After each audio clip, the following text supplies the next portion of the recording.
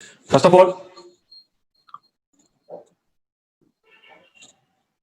EduZone Consultancy നടത്തിവരുന്ന webinar സീരീസിന്റെ പുതിയ എപ്പിസോഡിലേക്ക് എല്ലാവർക്കും സ്വാഗതം. ഇന്ന് നമ്മൾ അറേഞ്ച് ചെയ്തിരിക്കുന്നത് MBBS ഇൻ ഈജിപ്ത് എന്ന ടോപ്പിക്കിന്റെ അടിസ്ഥാനത്തിലാണ്. എല്ലാവരും തന്നെ നീറ്റ് എക്സാം എഴുതി അതിന്റെ റിസൾട്ട് വെയിറ്റ് ചെയ്തിരിക്കുന്ന വേളയിലാണ്. നീറ്റ് എക്സാം നമ്മൾ അന്ന് കഴിഞ്ഞ ഉടനെ എല്ലാവരും വിചാരിച്ചു പെട്ടെന്ന് റിസൾട്ട് വരും വിചാരിച്ചിരുന്നു. പക്ഷേ നോർമലി എല്ലാ വർഷത്തെ പോലെ തന്നെ ഈ വർഷവും അറൌണ്ട് 1 month റിസൾട്ടിന് സമയം എടുത്തിട്ടുണ്ട്. ഇപ്പോൾ ലാസ്റ്റ് അനൗൺസ് ചെയ്തിരിക്കുന്നത് നെക്സ്റ്റ് 12th റിലീസാവുന്ന. എനിവേ, നല്ല റിസൾട്ട് ഉണ്ടാവട്ടെ എന്ന് ആദ്യം തന്നെ നമുക്ക് പ്രാർത്ഥിക്കാം. അതോടൊപ്പം തന്നെ മോസ്റ്റ് ഓഫ് ദ സ്റ്റുഡൻസും ഈ നീറ്റ് എക്സാം കൊണ്ട് മെയിൻ എയിം ആക്കുന്നത് MBBS പ്രോഗ്രാം തന്നെയാണ്. മാക്സിമം സ്റ്റുഡൻസും MBBS പ്രോഗ്രാം കിട്ടണം എന്നുള്ള ആ ഒരു ആഗ്രഹത്തിൽ തന്നെയാണ് ഇതിന് പ്രിപ്പയർ ചെയ്യുന്നതും അറ്റൻഡ് ചെയ്യുന്നതും. നിർഭാഗ്യവശാൽ കിട്ടിയില്ല എങ്കിൽ വിദേശത്ത് പോയി MBBS പഠിക്കാൻ ഒരു ഓപ്ഷൻ ഉണ്ട് എന്നത് എല്ലാവർക്കും ഇപ്പോൾ അറിയാം. വർഷങ്ങൾക്ക് മുമ്പ് ഏകദേശം ഒരു 2004 മുതൽക്കേ നമ്മൾ ഈ പ്രോഗ്രാം അറേഞ്ച് ചെയ്യുന്നുണ്ട്, വിദേശത്തെ മെഡിക്കൽ പഠനം. പക്ഷെ അക്കാലഘട്ടങ്ങളിലെല്ലാം തന്നെ ഇങ്ങനെ ഒരു പ്രോഗ്രാം ഉണ്ടെന്ന് ആളുകൾക്ക് പറഞ്ഞു കൊടുക്കാൻ ഒത്തിരി പാടുപെടേണ്ടി വന്നിട്ടുണ്ട്. പക്ഷെ ഇപ്പോൾ എല്ലാവരും തന്നെ ഈ പ്രോഗ്രാമിനെ പറ്റി അവെയറാണ്. അതുകൊണ്ട് തന്നെ ഏതാണ് പ്രോഗ്രാം, എന്തൊക്കെയാണ് ഫെസിലിറ്റീസ്, ഏതൊക്കെയാണ് യൂണിവേഴ്സിറ്റീസ്, അങ്ങനത്തെ കാര്യങ്ങൾ മാത്രമാണ് ഇപ്പോൾ ആളുകൾക്ക് അറിയേണ്ടത്. പ്രോഗ്രാം, വിദേശ പ്രോഗ്രാം എന്താണെന്നും അവിടുത്തെ അംഗീകാരങ്ങളെ പറ്റിയും തിരിച്ചു വന്നിട്ടുള്ള അതിൻ്റെ അംഗീകാരത്തെ പറ്റിയും ഇവിടുത്തെ എക്സാമിനെ പറ്റിയും എല്ലാവരും അവെയറാണ്. അപ്പോൾ ഇന്ന് നമ്മൾ ഡിസ്കസ് ചെയ്യാൻ പോകുന്നത് MBBS ഈജിപ്തിൽ എങ്ങനെയാണ്, അവിടുത്തെ പ്രോഗ്രാം എന്താണ്, യൂണിവേഴ്സിറ്റികൾ ഏതൊക്കെ, എക്സ്പെൻഡിച്ചർ എന്ന് ഇത്യാദി കാര്യങ്ങൾ ഒരു ലഘു വിവരണം. ഡീപ്ലി നമുക്ക് പോകാൻ കഴിയും തോന്നുന്നില്ല. അപ്പോൾ നമുക്ക് ജസ്റ്റ് ഒന്ന് ഡിസ്കസ് ചെയ്യാം എങ്ങനെയൊക്കെയാണ് പ്രോഗ്രാംസ്. അതുപോലെ അതോടുകൂടെ തന്നെ ഇന്ത്യയിൽ എത്രത്തോളം സീറ്റുകൾ അവൈലബിൾ ആണ്, അതുപോലെ എത്രത്തോളം കുട്ടികൾക്ക് ഇവിടെ കിട്ടാൻ സാധ്യതയുണ്ട്, ഇന്ത്യൻ സ്റ്റുഡൻസിന് എന്തുകൊണ്ടാണ് MBBS പ്രോഗ്രാമിനോട് ഇത്ര ആഗ്രഹം, ഇത്ര അറ്റാച്ച്മെന്റ് ഉണ്ടാവാൻ കാരണമെന്ത് എന്നിത്യാദി കാര്യങ്ങൾ ജസ്റ്റ് നമുക്കൊന്ന് ഡിസ്കസ് ചെയ്യാം. ഓക്കെ,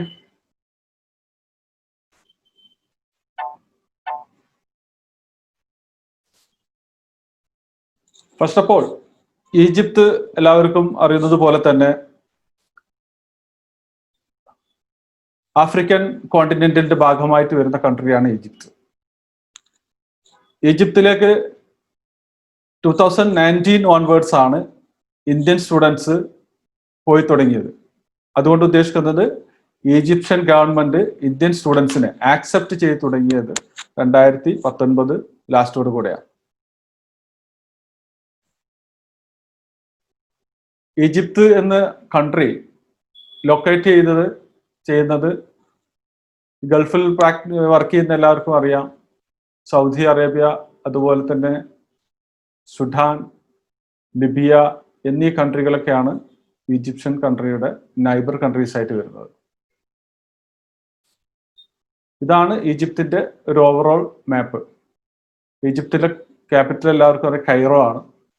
ഈ കൈറോ എന്ന് പറയുന്നത് ഏകദേശം സൗദി അറേബ്യ, അതുപോലെ സൗദി അറേബ്യയോട് ചേർന്ന് കിടക്കുന്ന ഒരു പ്ലേസ് ആണ്.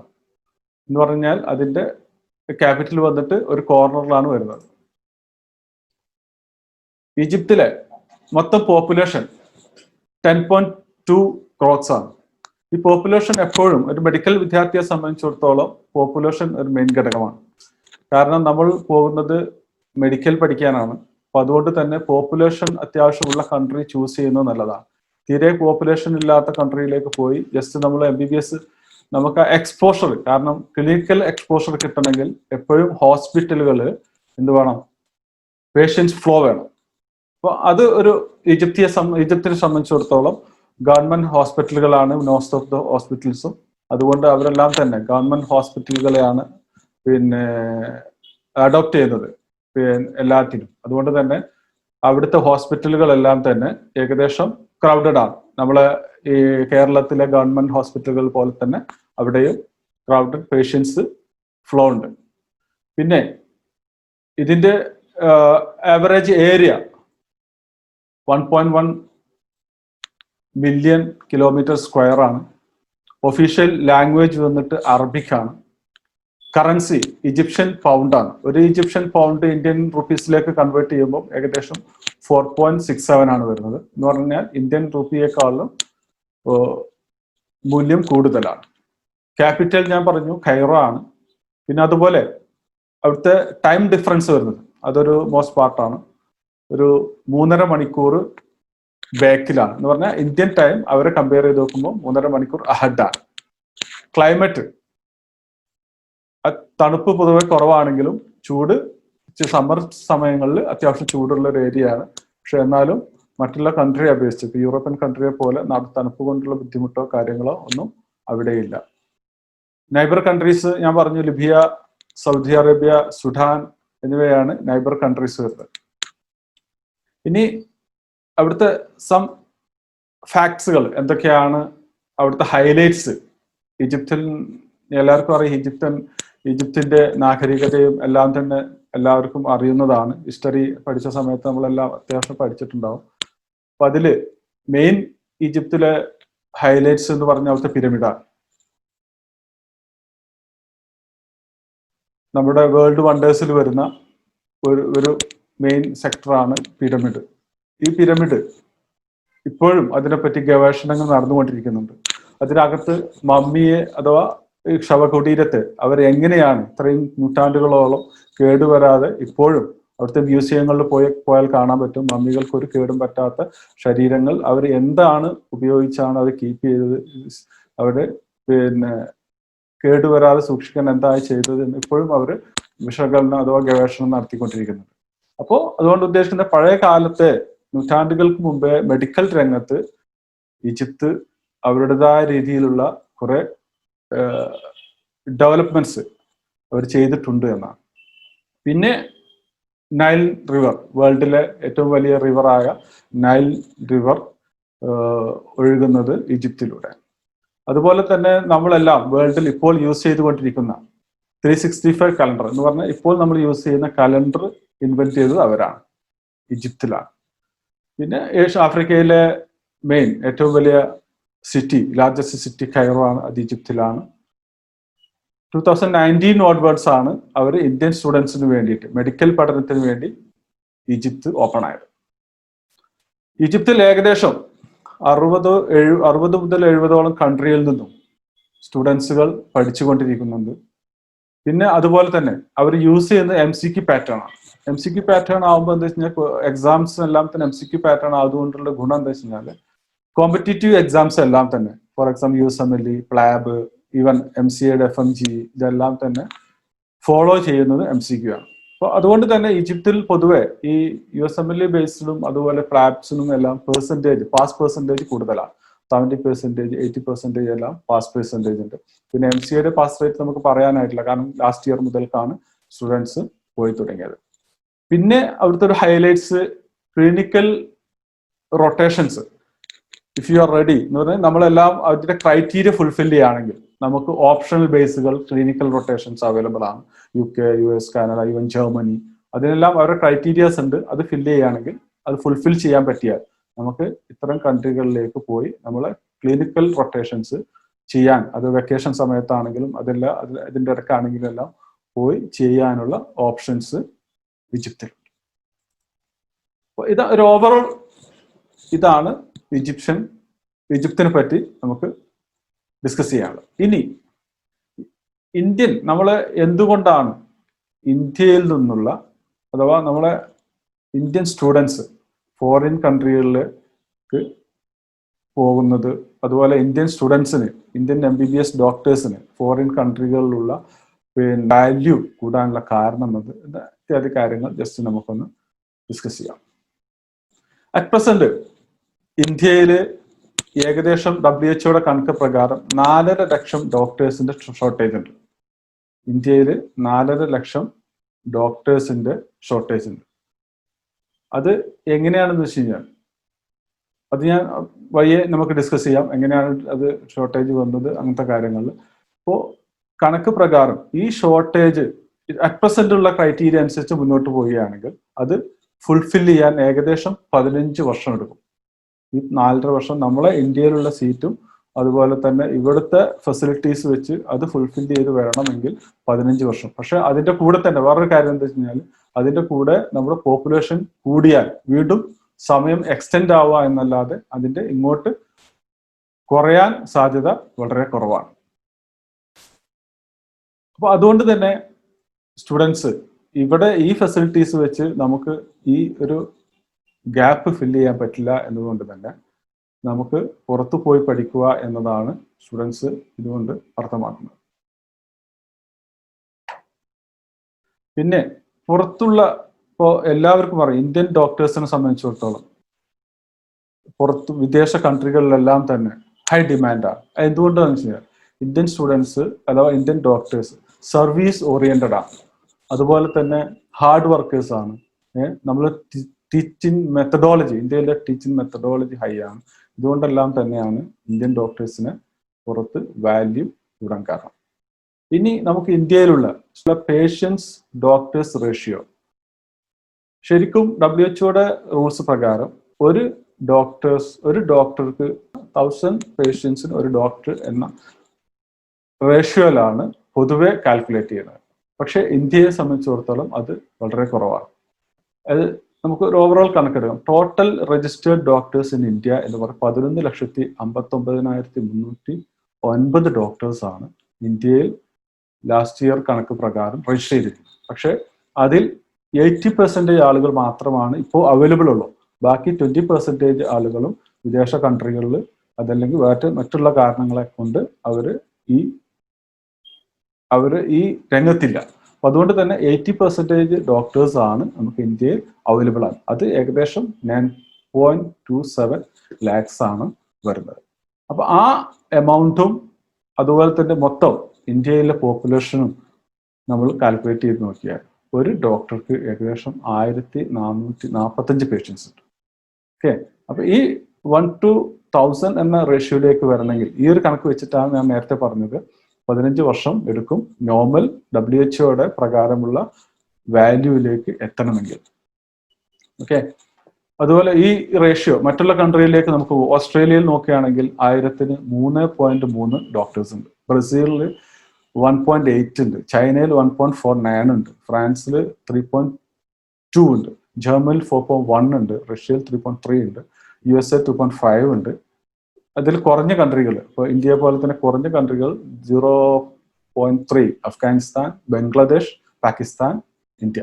ഓക്കെ, അപ്പൊ ഇതാണ് ഈ റേഷ്യോ. അപ്പൊ ഈ റേഷ്യോ നമുക്ക് ഫുൾഫിൽ ചെയ്യണമെങ്കിൽ കറക്റ്റ് WHO ഇതിലേക്ക് എത്തണമെങ്കിൽ ഇപ്പോഴത്തെ നമ്മുടെ സീറ്റിന്റെ അവൈലബിലിറ്റിയും അതുപോലെ ഡോക്ടേഴ്സിന്റെ പാസ് ഔട്ടും കൂട്ടിക്കഴിഞ്ഞാൽ ഇത്രയും സമയമെടുക്കും എന്നുള്ളതാണ് യാഥാർത്ഥ്യം. എന്തുകൊണ്ടാണ് ഈ ഷോർട്ടേജ് ഇപ്പോഴും നിലനിൽക്കുന്നത് എന്ന് നിങ്ങൾക്കറിയാം. ഞാൻ പറഞ്ഞു, ഇന്ത്യയിൽ മൊത്തം ഇത്രയും ഡോക്ടേഴ്സിന്റെ കുറവുള്ളത് ഒന്ന് ഇൻഫ്രാസ്ട്രക്ചർ ബേസ് നമ്മളിവിടെ വളരെ കുറവാണ്. പിന്നെ പോപ്പുലേഷൻ കൂടുന്നു, അതിനനുസരിച്ചുള്ള സീറ്റോ അതുപോലെ ഇൻഫ്രാസ്ട്രക്ചറോ ഇന്ത്യയിൽ നമ്മൾ പ്രൊവൈഡ് ചെയ്യുന്നില്ല എന്നതാണ് അതിന്റെ മെയിൻ കാരണം. ഇന്ത്യയിലെ medical council of India dissolve ചെയ്ത് നിങ്ങൾ അറിഞ്ഞുണ്ടാവും. കഴിഞ്ഞ 25-ാം തീയതി കൂടി ഡിസോൾവ് ആയി NMC, national medical commission. Okay, ആ MCAയുടെ റൂൾ അനുസരിച്ച് ഇന്ത്യയിൽ ഒരു സ്റ്റുഡന്റിന് MBBS പഠിക്കാനുള്ള എലിജിബിലിറ്റി പറയുന്നത് 50% PCB-യിലാണ്, ഫിസിക്സ്, കെമിസ്ട്രി, ബയോളജി 50% മാർക്കുള്ള ഏതൊരു സ്റ്റുഡൻറ്റിനും എന്ത് ചെയ്യാം, നീറ്റ് എഴുതാൻ എലിജിബിൾ ആണ് എന്ന് പറഞ്ഞാൽ ആ നീറ്റ് എഴുതി ആ നീറ്റിലുള്ള റാങ്ക് അനുസരിച്ച് കിട്ടുകയാണെങ്കിൽ ഇവിടെ MBBS പഠിക്കാൻ എലിജിബിൾ ആണ്. ഓക്കെ, അപ്പോൾ 50% മാർക്ക് ഉള്ള ഒരു സ്റ്റുഡൻറ്റിന് MBBS പഠിക്കാൻ എലിജിബിൾ ആണ്. പക്ഷേ ഈ 50% മാർക്കുള്ള ആളുകൾ എത്രത്തോളം ഇവിടെ നീറ്റ് എഴുതുന്നുണ്ട്, അതിൽ എത്ര പേർക്ക് കിട്ടുന്നുണ്ട് എന്ന് നമുക്ക് നോക്കാം. ടോട്ടൽ ഇന്ത്യയിലുള്ള മെഡിക്കൽ കോളേജുകൾ 542 മെഡിക്കൽ കോളേജാണ് ഓൾ ഓവർ ഇന്ത്യ ഉള്ളത്. ഓക്കെ, അതിൽ 279 ഗവൺമെന്റ് മെഡിക്കൽ കോളേജും 263 പ്രൈവറ്റ് മെഡിക്കൽ കോളേജുമാണ്. ഇത്രയും മെഡിക്കൽ കോളേജുകളുള്ള ഓവറോൾ സീറ്റ് എന്ന് പറഞ്ഞാൽ 80,312 ആണ്. അതിൽ ചെറിയ വേരിയേഷൻസ് ഒക്കെ ഉണ്ടാവും, അക്യുറേറ്റ് ആയിക്കൊള്ളുന്നില്ല. ഞങ്ങൾക്ക് ആവറേജ് 80,000 സംതിങ് സീറ്റുകളാണുള്ളത്. ഓക്കെ, എന്നാൽ ഈ 80,312 സീറ്റിന് വേണ്ടിയിട്ടാണ് ഓരോ വർഷവും, ഇപ്പോൾ ലാസ്റ്റ് ഇയർ 16 ലക്ഷം ആളുകൾ എഴുതി, ഈ വർഷം ഓൾമോസ്റ്റ് 16 ലക്ഷം അപ്ലൈ ചെയ്തിട്ടുണ്ട്. 90% ആളുകളാണ് അറ്റൻഡ് ചെയ്തതെന്ന് പറഞ്ഞു. അപ്പൊ അങ്ങനെയാണെങ്കിലും ഏകദേശം 16 ലക്ഷം ആളുകൾ ഈ സീറ്റിന് വേണ്ടിയിട്ട്, അതല്ലെങ്കിൽ ഇതിന്റെ കൂടെയുള്ള BDS മറ്റുള്ള സീറ്റുകളും കൂടിയാൽ മെയിൻ ആളുകളും മെഡിക്കൽ എന്നുള്ള കൺസെപ്റ്റിലാണ് നീറ്റിന് അപ്പിയർ ചെയ്യുന്നത്. അപ്പൊ ഈ ഇത്രയും സീറ്റുകൾക്ക് വേണ്ടിയിട്ടാണ് ഇത്രയും കാൻഡിഡേറ്റ്സ് ഈ എക്സാം എഴുതുന്നത്. ഓക്കെ, ഇനി കേരളത്തിൽ മാത്രം എടുക്കാം. കേരളത്തിൽ മാത്രം നമ്മൾ എടുക്കുകയാണെങ്കിൽ കേരളത്തിൽ 33 മെഡിക്കൽ കോളേജുകളാണുള്ളത്. ഓക്കെ, അതിൽ ഏകദേശം 4050 സീറ്റാണുള്ളത്. ഈ 4050 സീറ്റിനാണ് 1.5 ലക്ഷം ആളുകൾ എഴുതുന്നത്. ചുരുക്കി പറഞ്ഞാൽ ഈ 1.5 ലക്ഷം ആളുകളിൽ അറ്റ്ലീസ്റ്റ് ഒരു 10% ആളുകളെങ്കിലും എന്ന് പറഞ്ഞാൽ 15,000 ആളുകളെങ്കിലും അവരെ മെയിൻ എയിം മെഡിക്കൽ ആയിരിക്കും, MBBS ആയിരിക്കും. ഓക്കെ, ഈ അത്രക്കും ഹാർഡ്ലി ഈ ഒരു അംബീഷൻ ഫുൾഫില്ലിന് വേണ്ടിയിട്ട് ആഗ്രഹിക്കുന്ന ആളുകളായിരിക്കും 10% എന്ന് പറഞ്ഞാൽ 15,000 ആളുകൾ. ഈ 15,000 ആളുകൾക്ക് പോലും നമ്മൾ കേരളത്തിൽ അവര് ആഗ്രഹം ഫുൾഫിൽ ചെയ്യാനുള്ള ഓപ്ഷൻ ഇല്ല എന്നതാണ് ഒരു യാഥാർത്ഥ്യം. 1.5 ലക്ഷത്തിൽ ബാക്കി വരുന്ന 1,40,000 സംതിങ് വരുന്ന സ്റ്റുഡൻസിന് നെക്സ്റ്റ് ഓപ്ഷൻ എന്ന് പറഞ്ഞാൽ, ഇപ്പൊ ഇതിൽ എല്ലാവരും നിങ്ങൾക്ക് അറിയാം 1.5 ലക്ഷം ഇതിന് 1.5 ലക്ഷം MBBS കിട്ടില്ല എന്ന് എല്ലാവർക്കും അറിയാം. പക്ഷെ അതിൽ 10% ആളുകൾക്ക് പോലും കിട്ടുന്നില്ല എന്നുള്ളതാണ്. ഇപ്പോ ഈ 10% ആളുകളിൽ തന്നെ പിന്നെ അവര് ഓപ്റ്റ് ചെയ്യേണ്ടി വരികയാണ്. അല്ലെങ്കിൽ BDS, അല്ലെങ്കിൽ BAMS, അല്ലെങ്കിൽ BHSS. അതല്ലെങ്കിൽ ചില സ്റ്റുഡൻസ് റിപ്പീറ്റ് എന്നൊരു ഓപ്ഷനിലേക്ക് വീണ്ടും പോകും, ചിലർ റിപ്പീറ്റിന് പോകും. ഓക്കെ, കാരണം അവരുടെ അംബീഷൻ അവർക്ക് ഫുൾഫിൽ ചെയ്യാൻ പറ്റുന്നില്ല, അഥവാ അവർക്ക് മാർക്ക് ഇല്ലാത്തത് കൊണ്ടോ പഠിക്കാൻ എബിലിറ്റി ഇല്ലാത്തത് കൊണ്ടോ ഒന്നുമല്ല. അവരെ സംബന്ധിച്ചിടത്തോളം അത് പഠിക്കാൻ ഓപ്ഷൻ ഇല്ല എന്നാണ്. ഓക്കെ, ഇപ്പൊ ഈ ഡ്രീം, ഇപ്പൊ ഞാൻ പറയുന്നത് ഇത്രയും മെച്ചോറിറ്റി ഓഫ് ദ സ്റ്റുഡൻസും അവരുടെ ഡ്രീം ഫുൾഫിൽ ചെയ്യാൻ പറ്റാത്തത് കൊണ്ട് മറ്റുള്ള ഓപ്ഷനിലേക്ക് അവർ പോകാൻ നിർബന്ധിതരാകുകയാണ്. ഈ ഒരു സിറ്റുവേഷനിലാണ് നമുക്ക് വിദേശ മെഡിക്കൽ പഠനത്തിന്റെ അതിന്റെ പ്രാധാന്യം ഇവിടെ നമുക്ക് പറയാൻ പറ്റുന്നത്.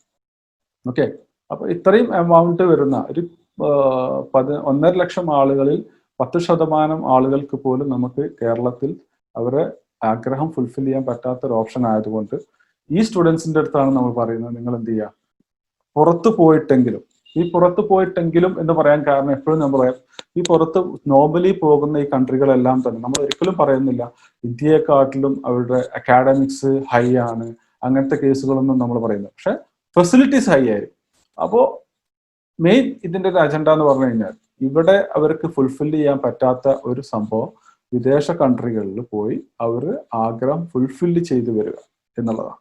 ഓക്കെ, അപ്പൊ അതുകൊണ്ട് തന്നെയാണ് കൂടുതൽ ആളുകളും ഇപ്പോൾ പുറത്തേക്ക് പോകുന്നത്.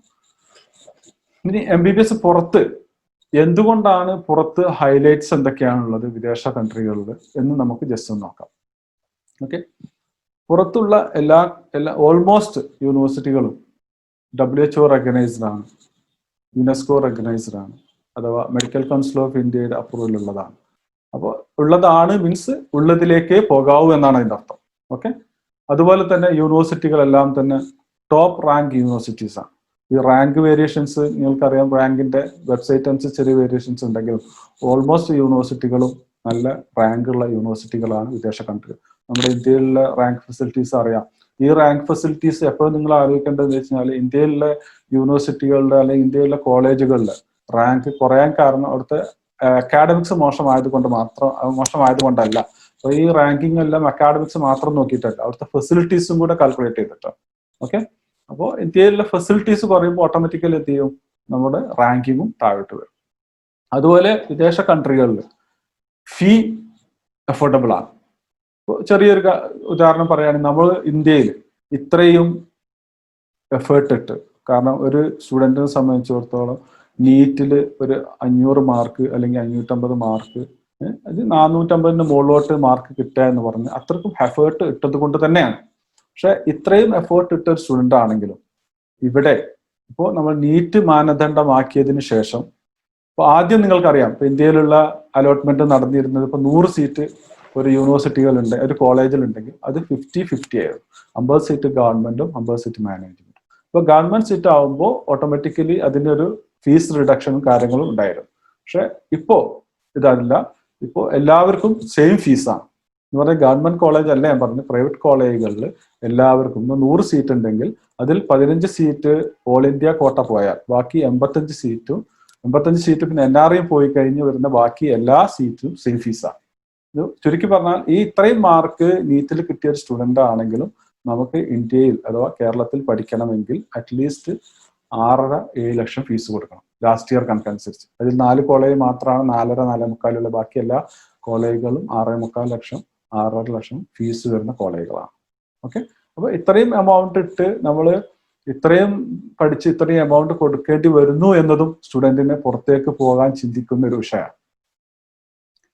അപ്പൊ പിന്നെ പുറത്തേക്ക് പോകുമ്പോൾ പിന്നെ അവിടെ ഉണ്ടായിരുന്ന ഒരു ക്വസ്റ്റ്യൻ, പുറത്തേക്ക് പോകുന്നതിനെ പറ്റി സ്റ്റുഡൻസിന്റെ പൊതുവെ ബാക്കോട്ട് വലിച്ചിരുന്ന ഈ തിരിച്ചു വന്നിട്ടുള്ള എക്സാം ആയിരുന്നു. നിങ്ങൾക്കറിയാം, തിരിച്ചു വന്ന് നമ്മൾ പുറത്ത് വിദേശ കൺട്രികളിൽ MBBS പഠിക്കുകയാണെങ്കിൽ നാട്ടിൽ തിരിച്ചു വന്നു കഴിഞ്ഞാൽ ഇവിടെ ഒരു എലിജിബിലിറ്റി ടെസ്റ്റ് ഉണ്ട്, അഥവാ ലൈസൻസ് എക്സാം.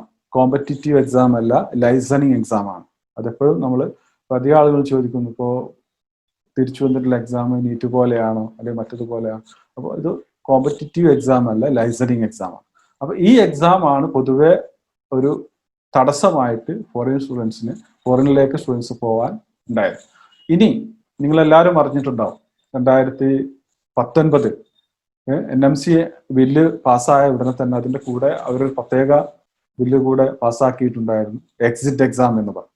ഈ നെക്സ്റ്റ് എക്സാമിന്റെ മെയിൻ അവർ ഉദ്ദേശിക്കുന്നത് ഇവിടെയുള്ള അഥവാ ഇന്ത്യയിൽ പഠിച്ചുകൊണ്ടിരിക്കുന്ന സ്റ്റുഡൻസിന്റെ ക്വാളിറ്റി അളക്കാൻ ഒരു മെഷർമെന്റ് ശരിക്കില്ല.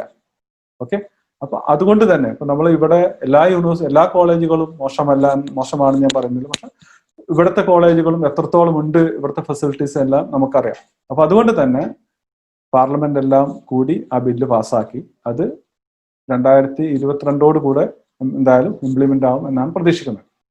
അതിൽ പ്രകാരം ഇവിടെ നിങ്ങൾ ഇത്രയും 6.25-7 ലക്ഷം കൊടുക്കുന്ന സ്റ്റുഡൻ്റ് ആണെങ്കിലും ഇനി നിങ്ങൾ പാസ് ഔട്ട് ആവുന്ന സമയത്ത് ഈ എക്സാം ക്ലിയർ ചെയ്തെങ്കിൽ മാത്രമാണ് നിങ്ങൾക്ക് ഇവിടെ പ്രാക്ടീസ് ചെയ്യാൻ പറ്റുള്ളൂ. അപ്പൊ ഈ ഒരു വേരിയേഷൻ ഇനിയിപ്പോൾ പുറത്ത് പോയി പഠിച്ചാലും അകത്ത് പഠിച്ചാലും സെയിം എഫക്റ്റ് ആണ്. ഓക്കെ, അപ്പോൾ അത് ഇനി അങ്ങോട്ട് നെക്സ്റ്റ് എക്സാം വരുന്നതോട് കൂടെ ആ ഒരു വേരിയേഷൻ ഉണ്ടാവുകയില്ല. പിന്നെ പുറത്തുള്ള ഫെസിലിറ്റീസ്, അതുപോലെ തന്നെ ലാബ്സ്, എക്സ്പോഷർ, അതുപോലെ ഹോസ്പിറ്റലുകളെല്ലാം തന്നെ അറ്റ്ലീസ്റ്റ് ഏറ്റവും കുറഞ്ഞത് 2,300 ബെഡഡ് കപ്പാസിറ്റി ഉള്ള ഹോസ്പിറ്റൽസുകളാണ്. അതുപോലെ ഫീസും അതുപോലെ ലിവിങ് കോസ്റ്റും കമ്പാരിറ്റീവ്ലി ലോ ആണ്. പിന്നെ പുറത്തു പോയി പഠിക്കുകയാണെങ്കിൽ നമുക്ക് ലാംഗ്വേജ്, അതുപോലെ പേഴ്സണാലിറ്റി, ഇതെല്ലാം ഡെവലപ്പ് ആവും. പിന്നെ വേൾഡ് വൈഡ് ഒരു ഓപ്പർച്യൂണിറ്റി നമുക്ക് ഓഫർ ആവും. അതെങ്ങനെയാണെന്ന് വെച്ച് കഴിഞ്ഞാൽ പൊതുവെ പുറത്ത് പോകുന്ന സമയത്ത് നമ്മൾ അകത്ത് ഇപ്പൊ ഇന്ത്യയിൽ പഠിക്കുന്ന സ്റ്റുഡൻസ് എല്ലാം തന്നെ USMLE, PLAB അങ്ങനത്തെ എക്സാംസിനെ പറ്റി ലാസ്റ്റ് എല്ലാം കഴിഞ്ഞ് പിന്നെയാണ് അവർ അതിനെ പറ്റിയൊക്കെ ആലോചിക്കുന്നത്. പക്ഷെ വിദേശത്ത് പഠിക്കുന്ന മോസ്റ്റ് ഓഫ് ദ സ്റ്റുഡൻസും അവർക്ക് ഈ ഇങ്ങനത്തെ ഓപ്പർച്യൂണിറ്റീസ്, ഇപ്പോൾ MBBS കഴിഞ്ഞ് വിദേശത്ത് PG പഠിക്കാൻ US പോവുക, അതുപോലെ പിന്നെ UK പോവുക, അതുപോലെ ജർമ്മനിയിൽ പോവുക, അങ്ങനത്തെ കുറെ ഓപ്പർച്യൂണിറ്റീസ്, ഓപ്ഷൻസ്. അതുപോലെ നല്ലോണം പഠിക്കുന്ന സ്റ്റുഡൻസ് ആണെങ്കിൽ ഇപ്പോൾ ചൈന പോലത്തെ കൺട്രി, അതുപോലത്തെ മറ്റുള്ള കൺട്രികളിലെല്ലാം തന്നെ ഈജിപ്തിലും ഇതുപോലെ തന്നെ സ്കോളർഷിപ്പ് ഓപ്ഷൻസ് ഉണ്ട്. നല്ലോണം പഠിക്കുന്ന സ്റ്റുഡൻസ് ആണെങ്കിൽ അവർ ബേസ് സ്കോളർഷിപ്പ് കൊടുക്കുന്നുണ്ട്. അപ്പോൾ ഇത് ഇത്രയും കാര്യങ്ങളൊക്കെ കൊണ്ട് തന്നെയാണ് വിദേശത്തേക്ക് സ്റ്റുഡൻസിനെ പോവാൻ പ്രേരിപ്പിക്കുന്നത്. ഓക്കെ, ഇനി നമുക്ക് പുറത്തേക്ക് പോകുമ്പോൾ പൊതുവെ വിദേശത്തേക്ക് പോകാൻ ഉദ്ദേശിക്കുന്ന ഒരു സ്റ്റുഡൻറ്റിനെ സംബന്ധിച്ചിടത്തോളം ഇപ്പോൾ അവൾ ഫേസ് ചെയ്യുന്ന മെയിൻ പ്രോബ്ലം എന്ന് പറഞ്ഞു കഴിഞ്ഞാൽ വിദേശ കൺട്രികൾ ചൂസ് ചെയ്യുമ്പോൾ ഏത് കൺട്രി ചൂസ് ചെയ്യണം, ഏത് യൂണിവേഴ്സിറ്റി ചൂസ് ചെയ്യണം, അങ്ങനെ ആളുകൾ കൺഫ്യൂസ്ഡ് ആണ്. എനിക്ക് മിക്കവാറും ദിവസങ്ങളിൽ വരാറുള്ള കോള് എന്ന് പറഞ്ഞു കഴിഞ്ഞാൽ, ഓ സാറേ ഇത് എങ്ങനെയുണ്ട്, ഇത് സാറിന്റെ അഭിപ്രായത്തിൽ ഈ യൂണിവേഴ്സിറ്റി എങ്ങനെയാണ്, അല്ലെങ്കിൽ ഈ കൺട്രിയിലെ ഫെസിലിറ്റീസ് എങ്ങനെയാണ്, അതാണ് ആളുകൾ കൺഫ്യൂസ്ഡ് ആയത്. അപ്പോൾ ഇന്ന് നമ്മൾ മെയിൻലി ഫോക്കസ് ചെയ്യുന്നത് ഈജിപ്താണ്. മറ്റുള്ള എല്ലാ ആഴ്ചകളിലും നമ്മൾ ഓരോ കൺട്രി ബേസ് ചെയ്തുകൊണ്ട് നമ്മളുടെ വെബിനാർ സീരീസ് നടന്നുകൊണ്ടിരിക്കുന്നുണ്ട്. ഓക്കെ, അപ്പോൾ നമുക്ക് ഡിവൈഡ് ചെയ്യുമ്പോൾ, വിദേശ കൺട്രികൾ ഡിവൈഡ് ചെയ്യുമ്പോൾ നമുക്ക് ഇങ്ങനെ ഇപ്പോൾ ഒരു ഫസ്റ്റ് ഡിവിഷൻ വരുമ്പോൾ ഇംഗ്ലീഷ് സ്പീക്കിംഗ് കൺട്രീസ്. ഈ ഇംഗ്ലീഷ് സ്പീക്കിംഗ് കൺട്രീസ് എന്ന് പറയുമ്പോൾ നിങ്ങൾക്കറിയാം UK, US, Canada, Australia, New Zealand, ഇങ്ങനത്തെ 5 കൺട്രികളാണ് മെയിൻലി മെഡിക്കൽ കൗൺസിൽ ഓഫ് ഇന്ത്യയുടെ കണക്ക് പ്രകാരം ഇംഗ്ലീഷ് സ്പീക്കിംഗ് കൺട്രി. ഈ 5 കൺട്രികളിൽ നിന്നും നമുക്ക് മെഡിക്കൽ പഠനം പൂർത്തിയാക്കി നാട്ടിൽ വന്നാൽ വിത്തൗട്ട് എനി എക്സാം നമുക്കിവിടെ പ്രാക്ടീസ് ചെയ്യാം. അതാണ് ആ കൺട്രിയുടെ ഫസ്റ്റ് ഹൈലൈറ്റ്സ്. പക്ഷെ ആ കൺട്രികളിൽ മെഡിസിൻ ചെയ്യുക എന്നത് അത്ര ഈസി അല്ല എല്ലാ നിലക്കും. കാരണം കോമ്പറ്റീറ്റീവ് എക്സാംസ് ക്ലിയർ ചെയ്യണം, IELTS ക്ലിയർ ചെയ്യണം, അതുപോലെ തന്നെ ഇതെല്ലാം ക്ലിയർ ചെയ്ത് കഴിഞ്ഞാൽ തന്നെ ഫീസ് ഹൈ ആണ്. പെർ ഇയർ 20-25 lakhs ഫീസ് വരും. അപ്പോൾ ഇങ്ങനത്തെ കൺട്രികളിൽ ഹൈ ബഡ്ജറ്റഡ് പ്രോഗ്രാംസ് അഫോർഡ് ചെയ്യാൻ പറ്റുന്ന ആളുകൾക്ക് അഫോർഡ് ചെയ്യാൻ പറ്റുന്ന കൺട്രികളാണ്. പിന്നെ യൂറോപ്യൻ കൺട്രികളുണ്ട്. യൂറോപ്യൻ കൺട്രികൾ തന്നെ ഷെങ്കൻ കൺട്രീസ് ഉണ്ട്, യൂറേഷ്യൻ കൺട്രീസ് ഉണ്ട്, ഈസ്റ്റേൺ യൂറോപ്യൻ കൺട്രികളുണ്ട്, അതുപോലെ തന്നെ ഏഷ്യൻ കൺട്രീസ് ഉണ്ട്. ഓക്കെ, അതെല്ലാം നമ്മൾ ഡിസ്കസ് ചെയ്യുന്നത് ഓരോ ഇതിൽ വെച്ച് ഡിസ്കസ് ചെയ്യുന്നതാണ്. ഇവിടെ നമ്മളിപ്പോൾ ഡിസ്കസ് ചെയ്യാൻ പോകുന്ന ആഫ്രിക്കൻ കൺട്രികൾ. ആദ്യമായിട്ടാണ് ഇപ്പോൾ ഇന്ത്യയിൽ ആഫ്രിക്കൻ ബെൽറ്റിലേക്ക് MBBS പഠനത്തിന് വേണ്ടി സ്റ്റുഡൻസ് ചൂസ് ചെയ്യുന്ന കൺട്രി, ആഫ്രിക്കൻ ബെൽറ്റിൽ വരുന്ന കൺട്രിയായ ഈജിപ്ത്. ഓക്കെ, ഇനി ഈജിപ്തിൽ മെഡിക്കൽ പഠനം, medicine in Egypt. First of all നിങ്ങൾ മനസ്സിലാക്കേണ്ടത് ഈജിപ്തില് പ്രോഗ്രാം 5 years പ്രോഗ്രാമാണ്. അവിടെ ഡിഗ്രി അവാർഡ് ചെയ്യുന്നത് MBBCH എന്നാണ്, പക്ഷെ ഇക്വലന്റ് MBBS ആണ്. ഇപ്പോൾ നിങ്ങൾക്കറിയാം ചില കൺട്രികളിൽ MD എന്നിട്ട് പറഞ്ഞിട്ടാണ് കൊടുക്കുക, ചില കൺട്രികൾ BSMD ആണ്, ചില കൺട്രികളിൽ MBBCH ആണ്. ഈ MBBCH എന്ന് പറഞ്ഞാൽ MBBS തന്നെയാണ്, പക്ഷെ അതിന്റെ ലാറ്റിൻ വേർഡിന്റെ ഷോർട്ട് ഫോം ആണ് MBBCH. ഇത് പ്രോഗ്രാം വന്നിട്ട് 5 years ആണ്. ഓക്കെ, ഇന്റേൺഷിപ്പ് പ്ലസ് ആണ്, അത് ഓപ്ഷനിലാണ്. എന്ന് പറയുമ്പോൾ ഈ 5 yearsഉം അത് 6 yearsഉം തമ്മിലുള്ള വ്യത്യാസം ഞാൻ ഇതിന് മുമ്പ് വീഡിയോ ചെയ്തിട്ടുണ്ട്, നിങ്ങളത് കണ്ടിട്ടുണ്ടാവും. കാണാത്തവരാണെങ്കിൽ നമ്മൾ യൂട്യൂബിൽ കയറിയിട്ട് ആ വീഡിയോ കാണുന്നത് നന്നായിരിക്കും. ഈ 5 yearsഉം 6 yearsഉം തമ്മിലുള്ള വ്യത്യാസം ഇപ്പോൾ ഉള്ള MCAയുടെ റൂൾ അനുസരിച്ച് നിങ്ങൾക്ക് 5 years പ്രോഗ്രാം ആണെങ്കിൽ എന്ന് പറഞ്ഞാൽ ഫുൾ ഡിഗ്രി അവാർഡ് ചെയ്യുന്ന കൺട്രി ആണ് എങ്കിൽ നിങ്ങൾക്ക് ആ 5 വർഷം കഴിഞ്ഞ് വന്നാൽ തന്നെ ഇവിടെ നാട്ടിൽ FMG എക്സാമിന് അപ്പിയർ ചെയ്യാം. ഓക്കെ, അതേസമയം 6 years പ്രോഗ്രാം ആണെങ്കിൽ നിങ്ങൾക്ക് ആ 6 years കഴിയാതെ, പക്ഷെ പറയുമ്പോൾ അതിനകത്ത് ഇന്റഗ്രേറ്റഡ് ഇന്റേൺഷിപ്പ് ആണ് എന്ന് പറയുന്നുണ്ടെങ്കിലും 6 years കഴിയാതെ നമുക്ക് നാട്ടിൽ വന്ന് MCA അഥവാ FMG എക്സാം ക്ലിയർ ചെയ്യാൻ ഓപ്ഷൻ ഇല്ല. അതാണ് ഒരു ഹൈലൈറ്റ്. അപ്പോൾ 5 years പ്രോഗ്രാം തിരഞ്ഞെടുക്കുന്നതിനുള്ള ബെനിഫിറ്റ് വെച്ചാൽ 5 വർഷം കൊണ്ട് നമ്മളെ ഡിഗ്രി പൂർത്തിയാവും. പിന്നെ ഇന്റേൺഷിപ്പ് ഓപ്ഷനിലാകുമ്പോൾ നിങ്ങൾക്ക് നാട്ടിൽ തിരിച്ചു വന്ന് FMG എക്സാം ക്ലിയർ ചെയ്ത് ഇന്ത്യയിൽ എന്ന് പറഞ്ഞാൽ കേരളത്തിൽ ഏകദേശം 23ഓളം ഹോസ്പിറ്റലുകൾ ഇങ്ങനെ ഇന്റേൺഷിപ്പിന് വേണ്ടിയിട്ട് medical council of India list ചെയ്തിട്ടുണ്ട്.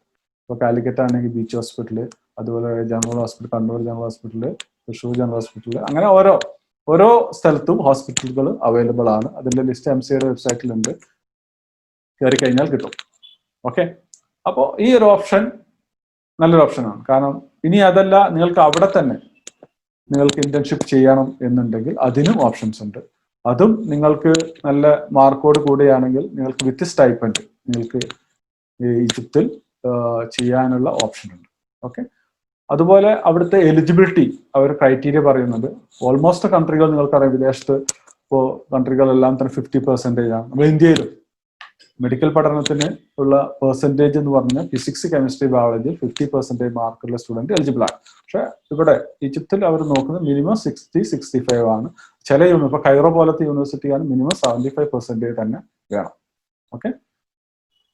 പിന്നെ അവിടെ മെയിൻലി ഏകദേശം 10ഓളം യൂണിവേഴ്സിറ്റികളാണ് medical council of India list ചെയ്തിരിക്കുന്നത്. അപ്പൊ അതിൽ നമ്മൾ ഹൈലൈറ്റ് ചെയ്യുന്ന ഇപ്പോൾ ഏകദേശം ഇന്ത്യൻ സ്റ്റുഡൻസ് പോകാൻ ഉദ്ദേശിക്കുന്ന കൺട്രികൾ യൂണിവേഴ്സിറ്റികൾ എന്ന് പറയുമ്പോൾ Cairo university, Ain Shams university, Alexandria university, Mansoura university, ഈ ഇത്രയും യൂണിവേഴ്സിറ്റികളാണ് ഇപ്പോൾ നമ്മൾ മാർക്കറ്റിൽ ഹൈലൈറ്റ് ചെയ്തിരിക്കുന്ന 4 യൂണിവേഴ്സിറ്റികളുള്ളത്. ഇതിൽ അറ്റ് പ്രസന്റ് ഇന്ത്യൻ സ്റ്റുഡൻസ് പഠിച്ചുകൊണ്ടിരിക്കുന്നത് ഐൻ ഷംസ് യൂണിവേഴ്സിറ്റിയിലാണ്. ഓക്കെ. അത് കാരണം ഞാൻ പറഞ്ഞു, കഴിഞ്ഞ വർഷം ലാസ്റ്റ് ആണ് മെഡിക്കൽ കൗൺസിൽ ഓഫ് ഇന്ത്യയിൽ ലിസ്റ്റ് ആയത്. അപ്പൊ അപ്പോഴത്തേക്ക് ഏകദേശം സ്റ്റുഡൻസ് എല്ലാം പല യൂണിവേഴ്സിറ്റികൾ ഇവിടെ തന്നെ പലരും അഡ്മിഷൻ എടുത്തു പോയി.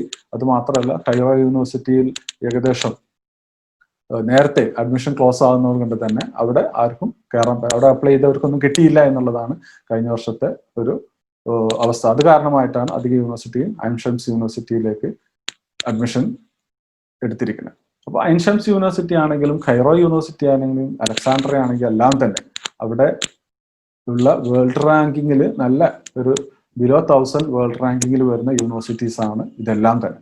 അപ്പൊ അത് ഒരു അട്രാക്ഷനാണ്. ഇനി എന്തുകൊണ്ടാണ് ഈജിപ്തില് മെഡിക്കൽ പഠനത്തിന് നമുക്ക് ഓപ്റ്റ് ചെയ്യാൻ പറ്റും, ഒരു ഹൈലൈറ്റ്സ് ആണ് എന്ന് പറയുന്നത്, ഒന്ന് ഞാൻ പറഞ്ഞു 5 years പ്രോഗ്രാം ആണ്, പിന്നെ ഇന്റേൺഷിപ്പ് ഓപ്ഷനിലാണ്, വേൾഡ് ക്ലാസ് ഇൻഫ്രാസ്ട്രക്ചർ ആണ്, പിന്നെ ടോപ്പ് റാങ്ക് യൂണിവേഴ്സിറ്റീസ് ആണ്, പിന്നെ മീഡിയം ഓഫ് ഇൻസ്ട്രക്ഷൻ ഇംഗ്ലീഷാണ്. ഓക്കെ. പിന്നെ ലോക്കൽ ലാംഗ്വേജ് ഞാൻ ആദ്യം പറഞ്ഞു, അവിടെ അറബിക്കാണ്. അറബിക്ക് ലോക്കൽ ലാംഗ്വേജ് പഠിക്കണം. അത് അവരതിൻ്റെ കൂടെ ഹെൽപ്പ് ചെയ്യും. അതെന്തിനാന്ന് വെച്ച് കഴിഞ്ഞാൽ നമുക്ക് പേഷ്യൻസുമായിട്ട് ഇന്ററാക്ട് ചെയ്യാൻ വേണ്ടിയിട്ടാണ്. പിന്നെ നമ്മൾ ഈ ലിസ്റ്റ് ചെയ്ത യൂണിവേഴ്സിറ്റികളെല്ലാം തന്നെ WHO MCA ലിസ്റ്റഡ് യൂണിവേഴ്സിറ്റികളാണ്. പിന്നെ ക്ലൈമറ്റ്, കോൾഡ് റിലേറ്റഡ് ആയിട്ടുള്ള എന്തെങ്കിലും ഇഷ്യൂസ് ഉള്ള ആളുകൾക്ക് സൂട്ടബിൾ ആയ ഒരു കൺട്രിയാണ് ഈജിപ്ത്. തണുപ്പ് അധികം ഇല്ലാത്ത ഒരു കൺട്രിയാണ്. അതുപോലെ ട്യൂഷൻ ഫീസ് ഇയർലി ബേസിസ് അടക്കാൻ പറ്റുന്ന അഫോർഡബിൾ ട്യൂഷൻ ഫീ ആണ്. അപ്പോൾ മറ്റുള്ള കൺട്രികളെ സംബന്ധിച്ചിടത്തോളം ഇത് 5 വർഷ പ്രോഗ്രാം ഉള്ളൂ എന്നതുകൊണ്ട് കമ്പയർ ചെയ്യുമ്പോൾ ഒരു അഫോർഡബിൾ പാക്കേജിൽ ചെയ്യാൻ പറ്റുന്ന പ്രോഗ്രാംസ് ആണ് അവിടെ.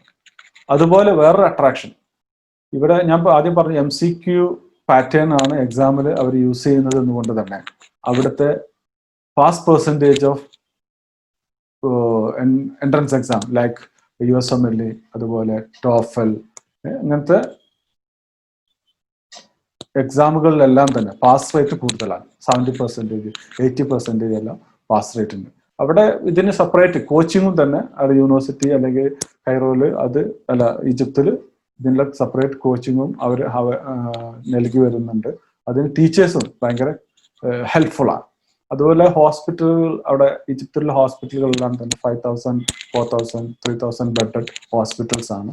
വിദേശ കൺട്രികൾ നിങ്ങൾക്കറിയാം, ഹോസ്പിറ്റലുകളെല്ലാം തന്നെ വ്യത്യസ്ത ഓരോ സെക്ഷൻ ബേസ് ഹോസ്പിറ്റലുകളാണ് ഉണ്ടാവുക. ഇപ്പോൾ കാർഡിയാക്ക് സെപ്പറേറ്റ് ആയിരിക്കും, ടെർമറ്റ് സെപ്പറേറ്റ് ആയിരിക്കും, ENT സെപ്പറേറ്റ് ആയിരിക്കും, അങ്ങനെ സെപ്പറേറ്റ് ഹോസ്പിറ്റലുകൾ.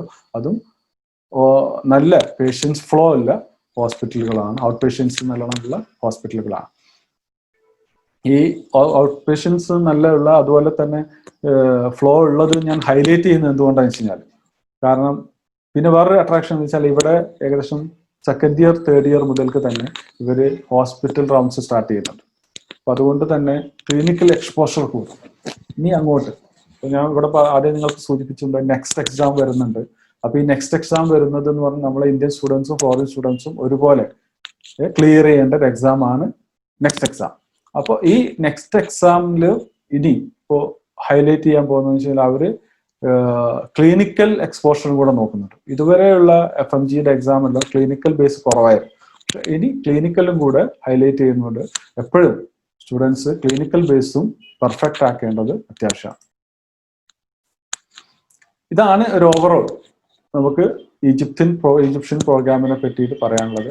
ഇനി ഈ പ്രോഗ്രാം കഴിഞ്ഞ് വിദേശ കൺട്രികളിൽ നിന്ന് പ്രോഗ്രാം കഴിഞ്ഞ് തിരിച്ചു വന്നാൽ ഇവിടെ ഉള്ള എക്സാം ഞാൻ പറഞ്ഞ പോലെ തന്നെ FMG എക്സാം ക്ലിയർ ചെയ്യണം. ആ FMG എക്സാമിന്റെ പാറ്റേൺ ജസ്റ്റ് ഒന്ന് ഞാൻ പറഞ്ഞു. നെക്സ്റ്റ് ആകുമ്പോൾ എങ്ങനെയായിരിക്കും എന്നുള്ളത് നമുക്ക് പ്രൊഡിക്റ്റ് ചെയ്യാൻ പറ്റില്ല. അപ്പൊ അതിന്റെ പാറ്റേൺ എങ്ങനെയായിരിക്കും എന്നുള്ളതെല്ലാം നമുക്ക് വരാനിരിക്കുന്നു. അപ്പൊ അറ്റ് പ്രസന്റ് ഉള്ള FMG എക്സാം ഇവിടെ വന്ന് പ്രാക്ടീസ് ചെയ്യാൻ ക്ലിയർ ചെയ്യേണ്ട എക്സാമിന്റെ പാറ്റേൺ മൾട്ടിപ്പിൾ ചോയ്സ് ആണ്, ഓൺലൈൻ എക്സാം ആണ്, അതുപോലെ ഒബ്ജക്റ്റീവ് ടൈപ്പാണ്. ഒബ്ജക്റ്റീവ് ടൈപ്പാണ് ഇത് വരുന്നത്. പിന്നെ അതുപോലെ തന്നെ ടോട്ടൽ മാർക്ക് 300 ആണ്. 150 + 150, 150 മോർണിംഗും 150 ഈവനിങ്ങും ആഫ്റ്റർനൂൺ. അപ്പോൾ ഈ രണ്ടിനും കൂടെ നമുക്ക് കിട്ടേണ്ടത് 50% മാർക്കാണ്. എന്ന് പറഞ്ഞാൽ 150 മാർക്കാണ് പാസ് മാർക്ക്. നെഗറ്റീവ് മാർക്ക് ഇല്ല. പിന്നെ അൺലിമിറ്റഡ് ചാൻസ് ആണ്. ഒരു വർഷത്തിൽ 2 ചാൻസ് എന്ന് പറഞ്ഞാൽ ജൂണിലും ഡിസംബറിലാണ് നോർമലി ഉണ്ടാവാറ്. ഈ വർഷം പാൻഡമിക് കാരണം ഇപ്പോൾ കഴിഞ്ഞ ഓഗസ്റ്റ് ലാസ്റ്റ് ആണ് എക്സാം, ജൂണിൽ നടക്കേണ്ടത് നടന്നു. ഓക്കെ, ഇനി ഡിസംബറിൽ നെക്സ്റ്റ് എക്സാം വരുന്നുണ്ട്. അപ്പൊ അതുപോലെ ഇയർലി 2 തവണയാണ് ഈ എക്സാം, ഓൺലൈൻ എക്സാം ഉണ്ടാവാറ്. ഇതിന്റെ പാസ് പെർസെൻറ്റേജ് എന്ന് പറഞ്ഞു കഴിഞ്ഞാൽ 50% പാസ് പെർസെൻറ്റേജ്. ഓക്കെ, 50% കിട്ടിയാലാണ് പാസ്സാവുക. ഇനി ഞാൻ ഇത് പറഞ്ഞ പോലെ തന്നെ ഇനി അങ്ങോട്ട് ഈ FMG എക്സാം മാക്സിമം പോയി കഴിഞ്ഞാൽ 2021 ലാസ്റ്റ് വരെയൊക്കെ ഉണ്ടാവാനേ സാധ്യതയുള്ളൂ. അത് കഴിഞ്ഞാൽ നെക്സ്റ്റിലേക്ക് കൺവേർട്ട് ആവും. ഇനി നമുക്ക് ഇതിന് വേണ്ട ഡോക്യുമെന്റ്സ്, ഒരു വിദ്യാർത്ഥി ഇപ്പൊ ഇത്രയും കാര്യങ്ങൾ പറഞ്ഞു. ഇനിയിപ്പോൾ നമുക്ക് വിദേശത്തേക്ക് പോവാൻ, ഇപ്പോൾ അഡ്മിഷൻ എടുക്കാൻ ഉദ്ദേശിച്ച വിദ്യാർത്ഥിയാണെങ്കിൽ എന്തെല്ലാം ഡോക്യുമെന്റ്സ് ആണ് വേണ്ടത്? നിങ്ങൾക്കറിയാം, വിദേശത്തേക്ക് പോകണമെങ്കിൽ വാലിഡ് പാസ്പോർട്ട് വേണം, 10th 12th mark sheet, certificate വേണം, ഫിസിക്കൽ എക്സാമിനേഷൻ വേണം. ഫിസിക്കൽ എക്സാമിനേഷൻ ഡിപ്പെൻസ് കൺട്രിയാണ്. ഇപ്പോൾ ഈജിപ്ത് ആണെങ്കിൽ അതിൻ്റെതായ ഫിസിക്കൽ ഫോംസ് ഉണ്ട്. അതുപോലെ ഈ വർഷം നിങ്ങൾക്ക് കോവിഡ് കാരണം അതിൻ്റെതായ സെപ്പറേറ്റ് മെഡിക്കൽ വേണ്ടി വരും. അതുപോലെ ഫോട്ടോഗ്രാഫ്സ്, ഒരു 4 കളർ ഫോട്ടോ വേണം, ബർത്ത് സർട്ടിഫിക്കറ്റ് കോപ്പി വേണം, നീറ്റ് റിസൾട്ട് വേണം. അപ്പോൾ നീറ്റ് റിസൾട്ടിന്റെ നിങ്ങൾക്കറിയാം ഈ വർഷത്തത് ഇൻ കേസ് ഒരു എക്സെപ്ഷൻ MCI നമുക്ക് തന്നിട്ടുണ്ട്. കാരണം ഈ വർഷം നിങ്ങൾക്ക് നീറ്റ് കിട്ടിയില്ല എങ്കിൽ അവർക്ക് നിങ്ങൾക്ക് നെക്സ്റ്റ് ഇയർ എഴുതിയെടുത്താലും മതി. പക്ഷെ നെക്സ്റ്റ് ഇയർ എഴുതിയെടുക്കണം എന്നത് നിർബന്ധമാണ്. ഇന്ത്യയിൽ പ്രാക്ടീസ് ചെയ്യാൻ ഉദ്ദേശിക്കുന്ന സ്റ്റുഡൻ്റ് ആണെങ്കിൽ, ഡോക്ടർ ആണെങ്കിൽ നീറ്റ് എഴുതിയെടുത്തെങ്കിൽ മാത്രമാണ് ഇവിടെ തിരിച്ചു വന്നാൽ ഈ എക്സാം FMG എക്സാം ക്ലിയർ ചെയ്യാനുള്ള ഓപ്ഷൻ ഉണ്ടാവുകയുള്ളൂ. അതുപോലെ PCC, പോലീസ് ക്ലിയറൻസ് സർട്ടിഫിക്കറ്റ് വേണം. പിന്നെ പാരൻസിന്റെ അഫിഡവിറ്റ് വേണം, ID കോപ്പി ഓഫ് പാരൻസ്. ഇത്രയും ഡോക്യുമെന്റ്സ് ആണ് ഇതിന്റെ ഡോക്യുമെന്റ്സ് എന്നുള്ള നേരത്തെ നമുക്ക് വേണ്ടത്. ഇനി അഡ്മിഷൻ പ്രൊസീജിയർ. അപ്പോൾ ഇത്രയും ഡോക്യുമെന്റ്സ് കളക്ട് ചെയ്യുക. ഫസ്റ്റ് ഓഫ് ഓൾ നമ്മൾ ചെയ്യേണ്ടത് യൂണിവേഴ്സിറ്റി ആപ്ലിക്കേഷൻ ഫോം ഫില്ല് ചെയ്ത് കൊടുക്കുക. ഓക്കെ, ദെൻ നമുക്ക് ഇന്റർവ്യൂ. ഇപ്പോൾ ഈജിപ്തിനെ സംബന്ധിച്ചിടത്തോളം ഇന്റർവ്യൂ ഉള്ള യൂണിവേഴ്സിറ്റി, ഇല്ലാത്ത യൂണിവേഴ്സിറ്റി ഉണ്ട്. പിന്നെ അത് കഴിഞ്ഞ് നമ്മൾ ആപ്ലിക്കേഷൻ ഫോർവേഡ് ചെയ്ത് കഴിഞ്ഞാൽ നമുക്ക് അവിടുന്ന് ഇൻവിറ്റേഷൻ ലെറ്റർ വരും. ഓക്കെ, പിന്നെ നെക്സ്റ്റ് സ്റ്റെപ്പ് ഡോക്യുമെന്റേഷൻ ഫോർ വിസക്കുള്ള ഡോക്യുമെന്റ്സ് വരും. ദെൻ വിസ അടിക്കുക. വിസ അടിച്ചു കഴിഞ്ഞാൽ next step air ticket fly ചെയ്യാന്നുള്ളതാണ്. അപ്പോൾ ഈ വർഷം, അപ്പോൾ ഈ കാരണമായിട്ട് എങ്ങനെയായിരിക്കും ഈജിപ്തിനെ സംബന്ധിച്ചിടത്തോളം അവിടുത്തെ പ്രോഗ്രാം എങ്ങനെയാണ്, എപ്പോഴാണ് തുടങ്ങുക എന്നുള്ള കുറെ ഡൗട്ട്സുകൾ ഉണ്ടാവും. അപ്പോൾ നമുക്ക് കിട്ടിയ ന്യൂസ് അനുസരിച്ച്, യൂണിവേഴ്സിറ്റിയിൽ നിന്ന് കിട്ടിയ നമുക്കുള്ള അറിവനുസരിച്ച് അവർ പറയുന്നത് അവർ അവരുടെ ക്ലാസ് എന്താണ്, ഓഫ്ലൈൻ ക്ലാസ് മാത്രമാണ് അവർ തുടങ്ങുന്നത്, ഓൺലൈൻ ക്ലാസ് അവർ തുടങ്ങുന്നില്ല എന്നാണ്. അതുകൊണ്ട് തന്നെ അടുത്ത 18-ാം തീയതി കൈറോയിൽ ക്ലാസ്സസ്, അടുത്ത നെക്സ്റ്റ് ഒക്ടോബർ 18 ക്ലാസ് സ്റ്റാർട്ട് ചെയ്യുമെന്നാണ് അവർ നമുക്ക് തന്ന ഇന്റിമേഷൻ.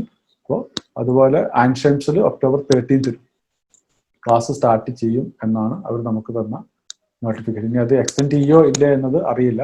ലാസ്റ്റ് നമുക്ക് കിട്ടിയത് ഇതാണ്.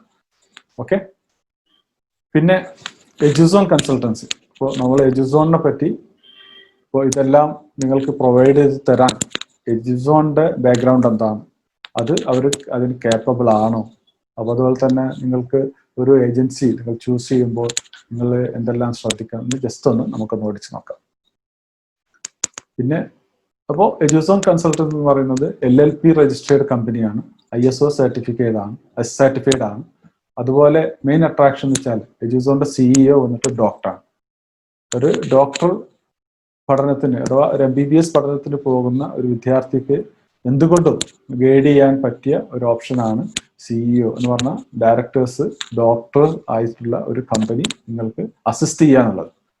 അതൊരു മേജർ ഇത് തന്നെയാണ്. കാരണം ഒരു അഡ്മിഷൻ, ഒരു യൂണിവേഴ്സിറ്റിയെ സംബന്ധിച്ചിടത്തോളം അഡ്മിഷൻ എടുക്കുക എന്നതിനെ സംബന്ധിച്ചിടത്തോളം ഒരു ഏജൻസിയുടെ ആവശ്യം വേണമെന്നില്ല.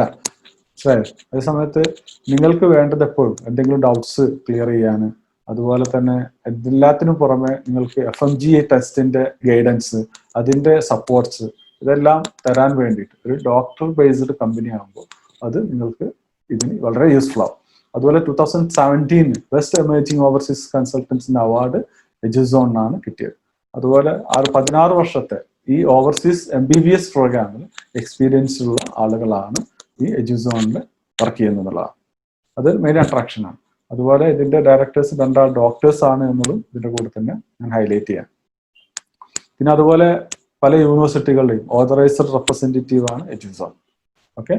പിന്നെ MCAയുടെ ഞാൻ പറഞ്ഞു, മെഡിക്കൽ കൗൺസിൽ ഓഫ് ഇന്ത്യയുടെ FMGA എക്സാമിന്റെ കോച്ചിങ് ഓൺലൈനായിട്ട് ഓഫ്ലൈനായിട്ട് എജുസോൺ സ്റ്റുഡൻസ് നൽകി വരുന്നു.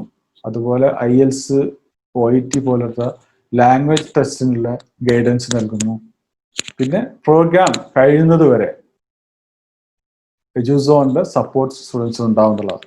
പ്രോഗ്രാം കഴിയുന്നത് വരെ എന്ന് പറയാൻ കാരണം, ഒരു സ്റ്റുഡൻസ് അഡ്മിഷൻ എടുത്തതോട് കൂടെ തന്നെ ആ പ്രോഗ്രാം ഏത് യൂണിവേഴ്സിറ്റി ആണോ, ഏത് പ്രോഗ്രാം ആണോ, ആ പ്രോഗ്രാം കഴിഞ്ഞ് ഏത് കൺട്രിയിൽ നിന്നാണ്, ഇപ്പോൾ ഫോർ എക്സാമ്പിൾ ഈജിപ്തിൽ നമ്മൾ MBBS കഴിഞ്ഞ് ആ സർട്ടിഫിക്കറ്റ്സ് നമുക്ക് എന്ത് ചെയ്യണം, എംബസി അറ്റസ്റ്റ് ചെയ്തിട്ട് വേണം ഇങ്ങോട്ട് കൊണ്ടുവരാൻ, എന്നെങ്കിൽ മാത്രമാണ് നമുക്ക് ഇവിടെ വാലിഡ് ആവുള്ളൂ. അപ്പൊ അങ്ങനത്തെ കാര്യങ്ങൾ സപ്പോർട്ട്സ് എല്ലാം തന്നെ എജുസോൺ നൽകി വരുന്നു എന്നത് ഒരു അട്രാക്ഷനാണ്. അതുകൊണ്ട് തന്നെ ഏകദേശം 1000ന്റെ മുകളിൽ അറ്റ് പ്രസന്റ് കേരളത്തിൽ നിന്ന് മാത്രം ഡോക്ടേഴ്സ് എജുസോൺ സേവനത്തിൽ ഇവിടെ പ്രോഗ്രാം കഴിഞ്ഞു എന്ന് സേവനം അനുഷ്ഠിക്കുന്നവരുണ്ട്. ഇനി പുറത്തേക്ക് പോകുമ്പോൾ ശ്രദ്ധിക്കേണ്ട കുറച്ച് കാര്യങ്ങൾ മാത്രം ഞാനൊരു ഷോർട്ടായിട്ട് പറയാം. ഫിസിക്സ്, കെമിസ്ട്രി, ബയോളജിയിൽ അറ്റ്ലീസ്റ്റ് 65% മാർക്ക് 65% മാർക്ക് വേണം ഈജിപ്തിനെ സംബന്ധിച്ചിടത്തോളം. നീറ്റ് എലിജിബിൾ ആയിരിക്കണം. ഈ വർഷത്തെ കേസ് മാത്രമല്ല ഞാൻ പറഞ്ഞത്. അതുപോലെ പോകുന്ന കൺട്രി മീഡിയം ഇൻസ്ട്രക്ഷൻ ഇംഗ്ലീഷ് ആണോ എന്ന് ശ്രദ്ധിക്കുന്നത് നന്നായിരിക്കും. അതുപോലെ അതല്ല എങ്കിൽ ചില കൺട്രികളിൽ നിങ്ങൾക്കറിയാം ഇൻസ്ട്രക്ഷൻ 6 വർഷത്തെ പ്രോഗ്രാം ആണെങ്കിൽ ഫസ്റ്റിലത്തെ 3 വർഷം ഇംഗ്ലീഷ് ആയിരിക്കും, ദെൻ നെക്സ്റ്റ് 3 years വന്നിട്ട് അവരുടെ ലാംഗ്വേജ് ആയിരിക്കും. അത് നമുക്ക് കോംപ്ലിക്കേഷൻ ഉണ്ടാക്കും. ഓക്കെ. അതുപോലെ തന്നെ നമ്മൾ ഉദ്ദേശിക്കുന്ന യൂണിവേഴ്സിറ്റി ഈജിപ്ത് ആണെങ്കിൽ എവിടെയാണ് ആ യൂണിവേഴ്സിറ്റി മെഡിക്കൽ കൗൺസിൽ ഓഫ് ഇന്ത്യയിൽ ലിസ്റ്റ് ചെയ്തിട്ടുണ്ടോ എന്ന് പ്രത്യേകം ശ്രദ്ധിക്കുക. ക്ലൈമറ്റ്, അതുപോലെ സേഫ്റ്റി, പിന്നെ എക്സ്പെൻഡിച്ചർ, നമുക്ക് ഏകദേശം എത്രത്തോളം എക്സ്പെൻഡിച്ചർ ആവും എന്ന് ആദ്യം ഒന്ന് കാൽക്കുലേറ്റ് ചെയ്ത് പോകുന്നത് നല്ലതാണ്. പിന്നെ അതിനെല്ലാം പുറമെ നമ്മൾ എടുക്കുന്ന യൂണിവേഴ്സിറ്റിയിൽ എത്ര സീറ്റ് ഉണ്ട്, ആ സീറ്റിൽ അവൈലബിലിറ്റി എത്രത്തോളം ഉണ്ട് എന്നും ഒരു മുഖ്യ വിഷയം തന്നെയാണ്. പിന്നെ ഞാൻ പറഞ്ഞു കൺസൾട്ടൻസിയുടെ സർവീസ് എത്രത്തോളം നിങ്ങൾക്ക് യൂസ്ഫുൾ ആകണം എന്ന് അവിടെ പഠിക്കുന്ന സ്റ്റുഡൻസുമായിട്ട് കൺസൾട്ട് ചെയ്യുക. അതുപോലെ പഠിച്ചിറങ്ങിയ ആളുകളുണ്ടെങ്കിൽ അവരുമായിട്ട് ഈജിപ്തിനെ സംബന്ധിച്ചിടത്തോളം പഠിച്ച സ്റ്റുഡൻസ് എന്ന് പറയാൻ ആരും പഠിച്ചിറങ്ങിയിട്ടില്ല. ലാസ്റ്റ് ഇയർ ആണ് ഇന്ത്യൻ സ്റ്റുഡൻസിനെ അവർ അക്സെപ്റ്റ് ചെയ്ത് തുടങ്ങിയെന്ന് ഞാൻ പറഞ്ഞു. അത് മാത്രമല്ല കേരളത്തിൽ നിന്ന് തന്നെ ഒറ്റ സ്റ്റുഡൻ്റ് ആണ് ഈജിപ്തിൽ പഠിച്ചുകൊണ്ടിരിക്കുന്നത്, മിസ്റ്റർ അജ്മൽ. അത് നമ്മൾ കഴിഞ്ഞ വർഷം എജുസോൺ അയച്ച സ്റ്റുഡൻ്റ് ആണ്. പുള്ളി 200 നിന്നാണ്. പുള്ളി ലൈനിലുണ്ട്. ജസ്റ്റ് ഈ പ്രോഗ്രാം കഴിഞ്ഞിട്ട് നമുക്ക് ഇന്ന് അജ്മലുമായിട്ട് നമുക്കൊന്ന് ഡിസ്കസ് ചെയ്യാം. പിന്നെ MCAയുടെ പാസ് റേറ്റ്, അതും ഈജിപ്തിനെ സംബന്ധിച്ചിടത്തോളം നമുക്ക് പ്രൊഡിക്റ്റ് ചെയ്യാൻ ആയിട്ടില്ല. ഇത്രയും കാര്യങ്ങളാണ്. അപ്പോൾ ഇനി എജുസോണിന്റെ ഒരു ഓവറോൾ സർവീസ് എന്ന് പറഞ്ഞാൽ കരിയർ ഗൈഡൻസ്, അതുപോലെ ഇതുപോലത്തെ കോച്ചിങ് ക്ലാസ്സുകൾ, സ്കോളർഷിപ്പ് എന്തെങ്കിലും ഓപ്ഷൻസ് ഉണ്ടെങ്കിൽ അത് അവൈൽ ചെയ്യാൻ എന്തൊക്കെ ഹെൽപ്പാണോ വേണ്ടത് അത് ചെയ്തു കൊടുക്കുക. പിന്നെ ബാംഗ്ലൂരിന് assistance, visa assistance, immigration clearance, forex, travelling guidance, സ്റ്റുഡൻസിന് കൊണ്ടുപോവുക, അതുപോലെ തിരിച്ചു വരേണ്ടവർക്കുണ്ടെങ്കിൽ ഹെൽപ്പുകൾ ചെയ്തു കൊടുക്കുക. അപ്പോൾ പ്രീ ആൻഡ് പോസ്റ്റ് ഡിപ്പാച്ചർ. അപ്പോൾ ഇത്രയും കാര്യങ്ങളാണ് ഓവറോൾ നമുക്ക് സംസാരിക്കാനുള്ളത്. അപ്പോൾ കാര്യങ്ങളെല്ലാം നിങ്ങൾക്ക് മനസ്സിലായിട്ടുണ്ടാവും വിചാരിക്കുന്നു. ഇനി നമുക്ക് അജ്മലിനെ ജസ്റ്റ് ഒന്ന് കണക്ട് ചെയ്യാം, എന്നിട്ട് ലാസ്റ്റ് നമുക്ക് ക്വസ്റ്റ്യനറിലേക്ക് കിടക്കാം.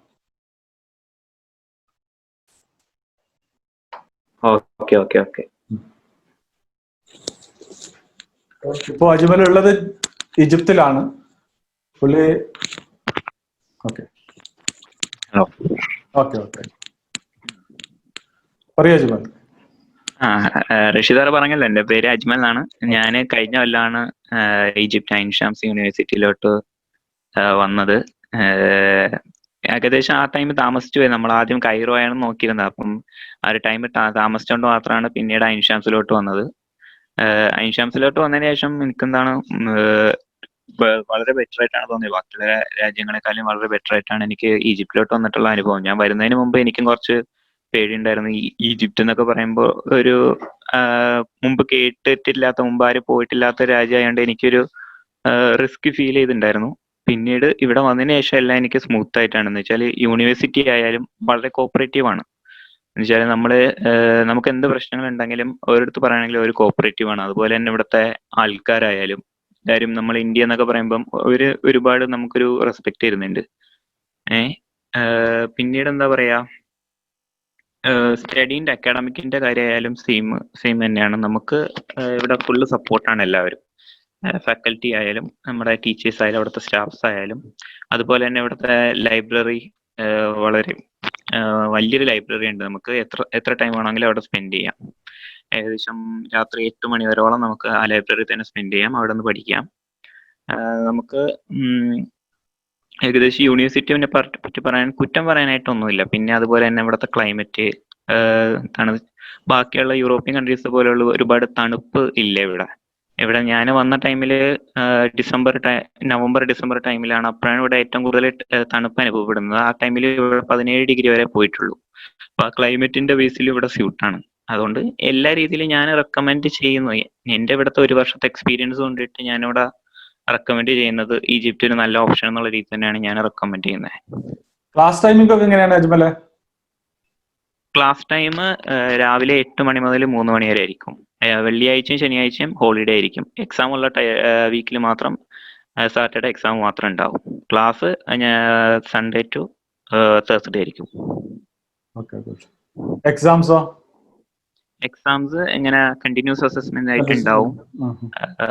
ഓരോ വീക്കിലി ആദ്യത്തെ സെമസ്റ്ററിൽ ഫസ്റ്റ് ടൈം കുറച്ച് നാൾ സാറ്റർഡേ ഉണ്ടാവില്ല. പിന്നീട് പോർഷൻ കവർ ചെയ്തതിനു ശേഷം വീക്കിലി എക്സാം ഉണ്ടാവും. Continuous assessment. ആ കണ്ടിന്യൂസ് അസസ്മെന്റും കൂടെ ആഡ് ചെയ്തിട്ടായിരിക്കും ഫൈനൽ എക്സാമിൽ ആഡ് ചെയ്യുന്നത്.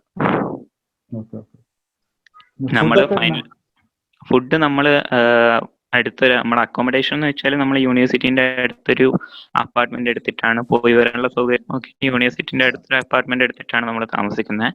അപ്പം പുറത്ത് സാധനങ്ങളൊക്കെ കിട്ടും. അതുകൊണ്ട് നമ്മൾ ഉള്ളിൽ തന്നെ കുക്ക് ചെയ്ത് കഴിക്കലേ ഉള്ളേ. പിന്നെ പൊതുവെ ടീച്ചേഴ്സിന്റെ ക്ലാസ് എല്ലാം മനസ്സിലാകുന്നതിന് ബുദ്ധിമുട്ടോ അങ്ങനൊന്നുമില്ലല്ലോ? നമ്മൾ വന്ന ടൈമിൽ ചെറിയ ബുദ്ധിമുട്ടുണ്ടായിരുന്നു. പക്ഷെ അത് നമ്മൾ പറഞ്ഞപ്പോൾ അവർ തന്നെ ഇംഗ്ലീഷിലോട്ടാക്കി. കാരണം നമ്മൾ ഇന്ത്യൻ സ്റ്റുഡൻസ് ഫസ്റ്റ് ആയിട്ടാണ് വരുന്നത്. നമ്മൾ കാര്യം പറഞ്ഞപ്പോൾ അവർ ഇംഗ്ലീഷിലോട്ട് തന്നെ നമുക്ക് വേണ്ടി മാത്രം സെപ്പറേറ്റ് ആയിട്ട് ക്ലാസ്സുകൾ എടുത്തു തുടങ്ങി. മറ്റുള്ള സ്റ്റുഡൻസ് എല്ലാം കോപ്പറേറ്റീവ്? എല്ലാവരും നല്ല കോപ്പറേറ്റീവ് ആണ്. ക്യാമ്പസും അതുപോലെ മറ്റുള്ള ക്ലാസ് റൂം ഫെസിലിറ്റീസ് എല്ലാം അതെ തന്നെ, എല്ലാം വളരെ മികച്ച രീതിയിൽ തന്നെ ഉള്ളതാണ്. അപ്പൊ ഓക്കെ അജ്മൽ, താങ്ക് യു. കേൾക്കാന്ന് വിചാരിക്കുന്നു. ഒരു ടെക്നിക്കൽ എറർ ആയിരുന്നു നമ്മുടെ പ്രോഗ്രാം ഡിസ്കണക്ട് ആയത്. എനിവേ, നമ്മളോട് ഇതുവരെ സംസാരിച്ചത് ഈജിപ്തിൽ ഐൻ ഷംസ് യൂണിവേഴ്സിറ്റിയിലെ ഫസ്റ്റ് ഇയർ സ്റ്റുഡന്റ് അജ്മലാണ്. At present is in Egypt. അവൻ ഈജിപ്തിൽ നിന്നാണ് ഇപ്പൊ നമ്മോട് സംസാരിച്ചുകൊണ്ടിരുന്നത്. അജ്മലിനെ എല്ലാ നന്ദിയും ആദ്യമായിട്ട് അറിയിക്കുന്നു. കാര്യങ്ങളെല്ലാം ഷെയർ ചെയ്തു തന്നതിന് നന്ദി. ഇനി നമുക്ക് നെക്സ്റ്റ് ക്വസ്റ്റ്യൻ ആൻസർ Q&A സെക്ഷനാണ്. Q&A സെക്ഷനിൽ ഓൾറെഡി കുറച്ച് ക്വസ്റ്റ്യൻസ് എല്ലാം വന്നിട്ടുണ്ട്. ഓക്കെ, അതിൽ ഫസ്റ്റ് വന്ന ക്വസ്റ്റ്യൻ മീഡിയം ഓഫ് ഇൻസ്ട്രക്ഷൻ അതുപോലെ പറഞ്ഞിട്ടുണ്ടായിരുന്നു. ഇംഗ്ലീഷ് മീഡിയത്തിലാണ് പ്രോഗ്രാം അറ്റ് പ്രസന്റ് അവിടെ നടന്നുകൊണ്ടിരിക്കുന്നത്. കാരണം എക്സാം ആണെങ്കിലും പ്രോഗ്രാംസ് ആണെങ്കിലും എല്ലാം തന്നെ ഇംഗ്ലീഷ് മീഡിയത്തിലാണ്. ഓക്കെ, പിന്നെ ലോക്കൽ ലാംഗ്വേജ് നിങ്ങൾക്കറിയാം. ഏത് കൺട്രി ആണെങ്കിലും അവിടുത്തെ ലോക്കൽ ലാംഗ്വേജ് നമ്മൾ അറിഞ്ഞിരിക്കൽ അത്യാവശ്യമാണ്. പേഷ്യൻസ് ആയിട്ട് ഇന്ററാക്ട് ചെയ്യണമെങ്കിൽ വേറെ ഓപ്ഷൻസ് ഒന്നും ഇല്ല. അപ്പോൾ അവിടുത്തെ അറബിയാണ് ലോക്കൽ ലാംഗ്വേജ്. അപ്പോൾ അത് നമ്മൾ അറിഞ്ഞിരിക്കണം. അതിനുള്ള പാരലൽ ക്ലാസ്സുകളും അവർ നൽകുന്നുണ്ട്. Next question intake. Okay, intake വരുന്നത്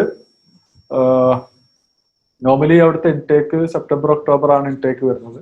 ഇപ്പോഴും അതുപോലെ തന്നെ ആസ് യൂഷ്വൽ അഡ്മിഷൻ നടന്നുകൊണ്ടിരിക്കുകയാണ്.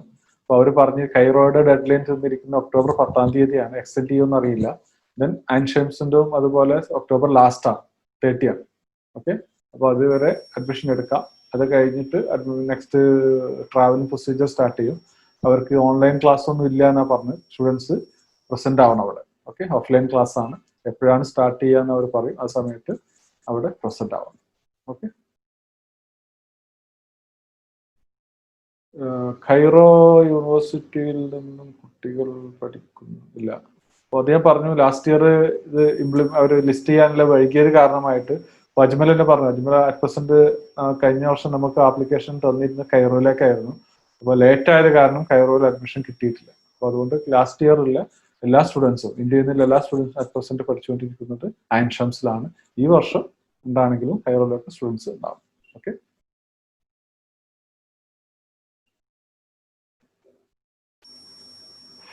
ക്യാൻറ്റീൻ അറ്റ് പ്രസന്റ് ക്യാൻറ്റീൻ ക്യാമ്പസിലില്ല, കാരണം ഇന്ത്യൻ സ്റ്റുഡൻസ് കുറച്ചേ ഉള്ളൂ. പിന്നെ ഈജിപ്തിനെ സംബന്ധിച്ചിടത്തോളം ഫുഡ് അത്ര ഒരു ഇഷ്യൂ ഇല്ല, കാര്യമില്ല. വെജ് ആണെങ്കിൽ നോൺ വെജ് ആണെങ്കിൽ എല്ലാം തന്നെ അവിടെ അവൈലബിൾ ആണ്. അതുപോലെ കോസ്റ്റ് എഫക്റ്റീവ്, അധികം ചാർജ് ഇല്ല, നോർമൽ റേറ്റേ വരുന്നുള്ളൂ. ലിവിംഗ് കോസ്റ്റ് പൊതുവെ അവിടെ കുറവാണ്.